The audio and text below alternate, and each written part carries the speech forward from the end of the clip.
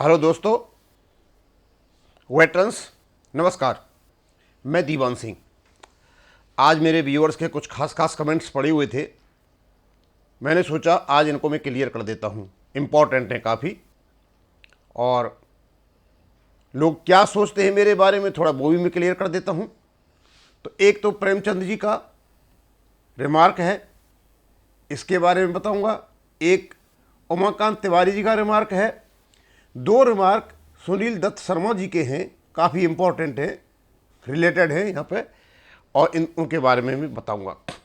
सबसे पहले तो मैं प्रेमचंद जी का कमेंट लेता हूँ। और मुझे एक बात बहुत अच्छी लगी प्रेमचंद जी आपकी, कि आप बिल्कुल इम्पार्शियल हो। बात को जो कहना है सही तरीका से कहना है, समझ जाते हो तो उसको उस हिसाब से कहना है। लेकिन आपने जो कुछ ये लिखा है और इसमें जो वर्ड्स आपने डाले हैं, हो सकता है मैं उनको डिजर्व नहीं करता, और ना मैं ऐसा सोचता हूं। Since you are very distinguished in experienced personality. Sir, distinguished तो मैं नहीं हूं, एक नॉर्मल सही आदमी हूं। हाँ, एक्सपीरियंस जो फैक्ट्स एंड फिगर्स के बारे में है, OROP के बारे में, नोटिफिकेशन के बारे में चीज़ें, वो मेरे को है और मैंने इनको स्टडी कर रखा है। और hence I expect request as under, as I said earlier, your organization submitted detailed clarification regard to NWRP2। बिल्कुल आप सही कह रहे हो, हमने एक डिटेल्ड लेटर भारत सरकार को 8 पॉइंटों के साथ कलर प्रिंट करके भेजा हुआ है। पर्टिकुलर उनको लेटर हमने भेज दिया, कोई जवाब नहीं आया। उसके बाद जैसे ही जंतर मंतर पर लड़ाई हुई और पहलवान जी में और कपिल में, तो पहलवान जी ने मेरे संपर्क किया, हमने उनसे संपर्क किया। मुझे पता चला सुरेंद्र पहलवान जी के यहाँ पर संपर्क हैं, उनके माध्यम से अपने नोटिफिकेशन को उनके लेटर हेड पे हम भारत सरकार को पहुँचा पाए और उसका जवाब भी ले पाए। ये किस्मत की बात है या बदकिस्मती कहें। अब क्योंकि उनको तो एक पॉलिटिक्स से मतलब था, अदरवाइज आज भी सुरेंद्र पहलवान की, चाहे उनको लिखा पढ़ी कम आती हो, लेकिन जानकारी काफ़ी है, और ऐसी जानकारियां ऐसे मौके पे काम आती हैं। और तो ये आदमी वैसे ही करते रहते हैं, फालतू की बातें करते हैं, कोई सेंस नहीं है। लेकिन वो अपने ऑर्गेनाइजेशन उसमें दूसरी चीज़ों में लग गए और उसका कोई हिसाब किताब बन भी नहीं पाया। अदरवाइज जब वो बेलर लेटर और ज्ञापन जब गया था तो काफ़ी सुखबुगाहट हुई थी, और वो सुखबुगाहट पहलवान जी तक भी पहुँची थी। लेकिन जैसे ही इन्हें लगा कि हाँ थोड़ा सा हमारा मामला अप हो गया है, इन्होंने ये खुद ही जाते रहे और न कोई बात हो पाई। जब तक आप सही प्रकार का ज्ञापन भारत सरकार को नहीं दोगे तो आपको कोई वार्ता के लिए नहीं बुला रहा है। उसमें हम सफल हुए, लेकिन क्या करें, समस्या तो ये है ना कि एक होते, चर्चा करते तो हो जाता। क्योंकि यहाँ तो सारे के सारे 30 मार खाते, अपना अपना हिसाब किताब के बैठे थे। मेजर सतवीर सिंह साहब ने बोला नोशनल मैक्सिमम, वीरभद्र सिंह ने बोला नोशनल मैक्सिमम, उसी राह को लगभग कपिल ने पकड़ लिया 2.81। ये सारा जो घोलमेल इन लोगों ने किया ना, ये सारे नटवर लालों ने, ये उसका कारण है कि भारत सरकार ने नहीं पूछा। MOD DSW हैज रिप्लाइड, हाँ बिल्कुल, उन्होंने बिल्कुल बहुत अच्छा रिप्लाई किया है। Need of the hour is to serve a legal notice to all concern authorities. Sir, क्या लीगल नोटिस दोगे? ये बिल्कुल शांत होकर के रख करके बैठ गए हैं। इसको कोई लीगल नोटिस दे लो या कुछ भी कह लो, कोर्टों में जो केस लगे उनका भी वो जवाब नहीं दे रहे हैं। If the reply comes in favor, all right, which is impossible, then your organization need to file a suit in appropriate court of law। जितने भी आपके कोर्ट ऑफ लॉ में केस पड़े हुए हैं उन पर अब तो कुछ नहीं होने वाला है। अब हमने सोच लिया है कि हमारे जो व्यक्तिगत मैटर हैं, हम तो पर्सनल कैपेसिटी में ही केस करेंगे। और पर्सनल कैपेसिटी में क्या होता है, जेसीओ कर सकता है, सिपाही कर सकता है, हवलदार का।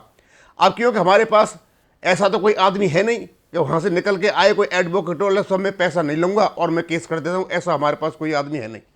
इन my opinion until unless organiser who have personality like you come forward to serve ex serviceman. हम यही सब बार बार इन लोगों से कह रहे हैं, एक्सपीरियंस नॉलेज वाले लोग आगे आएँ, इसको चर्चा को करें, बैठें, उसको ऑर्गेनाइजेशन बनाएं। लेकिन इनको क्या करें कि सारे के सारे लीडर बन रहे हैं और ये किसी की कुछ मानते नहीं है, और यही कारण इनको कुछ पूछा नहीं जा रहा है। अदरवाइज आप सिविलियंस को देख लीजिए, बैंकर्स को देख लीजिए, और किसी डिपार्टमेंट को देख लीजिए, वहाँ लीडरशिप है, वो डिस्कशन करते हैं, सही तरह से रिपोर्ट रखते हैं। इस प्रकार का जो हिसाब किताब यहाँ पर बना हुआ है, सारा डिसऑर्डर बना हुआ है, ऐसा भैया कहीं भी नहीं है। अब क्या कर रहे हैं प्रेमचंद जी, देख रहे हैं, हम तो लगे रहते हैं बताने के लिए, और आगे देखो क्या होता है। जिन लोगों पर विश्वास किया, हमें तो वही लोग धोखा देंगे भाई। हमें तो ये राजीव बहल जी पर विश्वास किया था, जैसे ही इनके खाते में अच्छी खासी रकम इकट्ठी हुई, इन्होंने बात करना ही बंद कर दिया, और हमें यही पता नहीं चल रहा है हमारे ऑलरेडी जो केस लगा रखा है उसका हो क्या रहा है। उमाकांत तिवारी जी ने बिल्कुल आपका जो बात कही है, आपको जवाब बड़ा स्पष्ट रूप से दे दिया, क्यों मैंने इसीलिए लगाया कि आपकी बात का जवाब इन्होंने दे दिया। सर नमस्कार, एक पूरे संगठन एक साथ मिलकर केवल सरकार को आरोप की विसंगतियों को लेकर गुहार लगाए होते तो शायद सरकार ध्यान देती। बिल्कुल सही है, लेकिन विसंगतियां तो पीछे रह गई। कोई मिनिमम फैक्टर लेकर तो कोई एमएसपी को लेकर इसी में डालकर सरकार को खुद विसंगतियों को हल्के में लेने के लिए मजबूर कर दिया। दोनों चीज़ें, एमएसपी वाला मैटर ऐसा लगा कि एमएसपी जन पता नहीं क्या हो जाएगा, और एक मिनिमम फैक्टर को लेकर के 2.8 को लेके इसी में उलझाते रहे, इसी से ये पैसा इकट्ठा करते रहे। बस इन लोगों का काम था केवल और केवल पैसा इकट्ठा करना और बेवकूफ़ बनाना, और अब इनको लग रहा है कि अब इनके पास पैसा नहीं आ रहा है, अब ये पीछे हटने लगे हैं।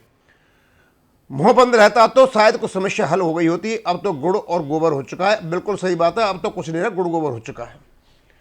क्योंकि समझ में नहीं आ रहा है कि ऐसी क्या बात हो गई कि भारत सरकार ने आपसे बात नहीं की। भाई देते या नहीं देते, बात तो करते। और मैं आज भी आपसे बता रहा हूं प्रेमचंद जी और उमाकांत तिवारी जी, दोनों को बता रहा हूं, यदि इन लोगों को वार्ता के लिए बुला लिया और इनसे पूछा कि भैया विसंगति क्या है, तो ये विसंगति नहीं बता पाएंगे। क्यों, वही इनके तो मिनिमम 50-70% जब थी, 5 जब थी, नोशन दे दो, ये दे दो, फालतू बकवास करेंगे। अब दो चीज़ बहुत इंपॉर्टेंट चीज़ हैं, ये सुनील दत्त शर्मा जी ने कही है। मैं बड़े ही साहस के साथ ऑर्डिनरी न्यायसारों को कह रहा था, भाई एक तुम ग्रुप बनाइए, यदि आपका नाम है तो मेरे पास भेजिए। लेकिन मैंने ऐसे सुस्त किस्म के लोग मैंने तो कहीं देखे नहीं। हाँ, आपका कहीं बना हुआ है तो बहुत अच्छा है, लेकिन बहुत अच्छा सुझाव सुनील दत्त शर्मा जी ने दिया है। हो सकता है ऑनलाइन न्यायसार तक इसको पहुँचा दूँ और ये समझ जाएं। कहते हैं दीवान जी, जितने भी ऑनलाइन न्यायसार हैं कि एक व्हाट्सएप ग्रुप बनाना चाहिए। सर व्हाट्सएप ग्रुप तो ऑनलाइन न्यायसार बनाएंगे, अब मेरे बनाने से तो कोई फायदा है नहीं, और मेरे पास जितने भी नाम होंगे मैं उसको बता दूंगा, जो भी उनका एडमिन वगैरह होगा वो उसमें जोड़ देंगे। ये बहुत अच्छा सुझाव है। सभी ऑनलाइन न्यायसारों को एक व्हाट्सएप ग्रुप बनाना चाहिए, आपस में बात करें, व्हाट्सएप ग्रुप बनाएं, एडमिन बने और लोगों को बताएं, हम आपके व्हाट्सएप ग्रुप का यहाँ पर प्रचार कर देंगे। फिर कहते हैं सुनील दत्त शर्मा जी, सर जी ये बताने कृपया करें कि एसबीआई में डीएसपी अकाउंट में जो पेंशन गए हैं उनको गोल्ड कार्ड ऑथराइज्ड है कि नहीं। शर्मा जी, मैंने एक पूरा का पूरा लेटर डाला था और उसकी मैंने कटिंग हल्की सी यहाँ पर लगा ली है, मेरे यूट्यूब पर पड़ा हुआ है लेटर। देखो, ये जो एलिजिबिलिटी है कार्डों की, गोल्ड कोड है, गोल्ड जो कार्ड है वो है JCOR को, डायमंड है लेफ्टिनेंट और कैप्टन मेजर को, और इसमें प्लेटिनम है उससे ऊपर वाले रैंक को। ध्यान रख लीजिए, सबसे छोटा जो कार्ड है वो गोल्ड का ही है, वो JCOR के लिए है, और बीच का जो कार्ड है आपका उसका डायमंड का, यह है आपका मेजर तक, लेफ्टिनेंट से मेजर, और उससे ऊपर वाले अधिकारियों के लिए प्लेटिनम है आपका। यह है आंसर। तो मैं ज़्यादा तो इसमें अब कुछ नहीं कहना चाहूँगा, क्योंकि मैं भी दूसरे काम में लगा हुआ हूँ, तो ज़्यादा चीज़ें नहीं मिल पाती अब, क्योंकि इंटरेस्ट तो कोई खास है नहीं, अब आना जाना कुछ है नहीं यहाँ पर। यह है कि अभी तीसरी आरोपी जो आएगी, हो सकता है जो हमारा रवैया रहा है हम उसमें भी मात खा जाएं।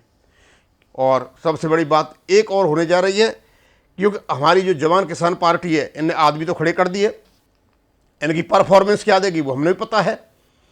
पैसा इनके पास है नहीं, क्योंकि इलेक्ट्रल बॉन्ड ले नहीं सकते, वो वैसे ही बंद हो गए, रजिस्ट्रेशन का हुआ नहीं है इनका, तो अधिकतर की इनकी जमानत जब्त होगी। और उसके बाद जो कंडीशन बनेगी, सरकार चाहे किसी की भी आए, ये आगे सरकार से कोई वार्ता नहीं कर पाएंगे, क्योंकि आप लोग पॉलिटिकल पार्टी बना करके बैठ गए हो। जब आपकी पार्टी आए तब अपने लोगों को आप फायदा कर लेना, उसके बाद तो कांग्रेस आएगी तो एक पैसा नहीं मिलना है, मोदी सरकार आएगी तो बिल्कुल ही नहीं मिलेगी, क्योंकि उसके बारे में जो कुछ हुआ, जो कुछ कर रहे हैं, वो भी मतलब आंख फेर करके ही बात करेंगे। ये सिचुएशन इलेक्शन के बाद आने वाली है, चाहे सरकार कोई भी आए। अब इसको यहीं ख़त्म करूँगा। थैंक यू, धन्यवाद।